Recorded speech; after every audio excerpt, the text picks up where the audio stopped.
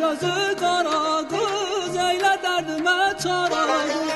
Tellərin yandara qız, eylə dərdimə çara qız. Ay qaşı gözü qara qız, eylə dərdimə çara qız.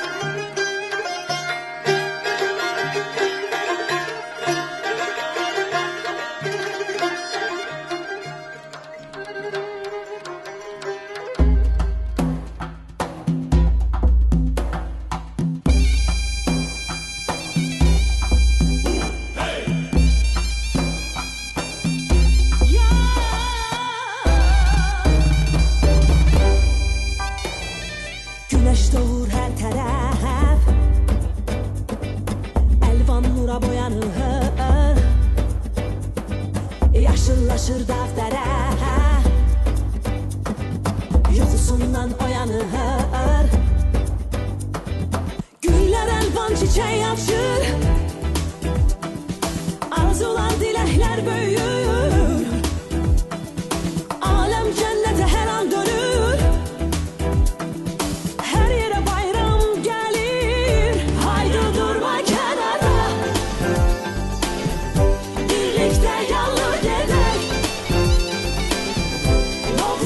Bayram edek, hayatı bayram edek. Haydi durma kenarda, şirin nəğmələr deyək.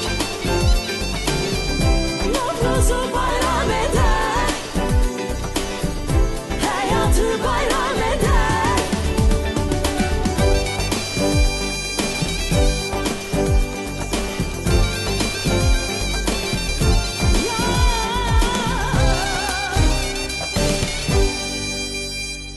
Min neymətlə bəzənir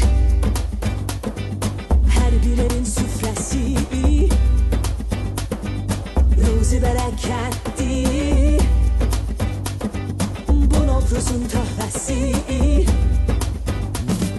Xoşbəxtlik tonqalları qəlbinizdə alışıb yansın.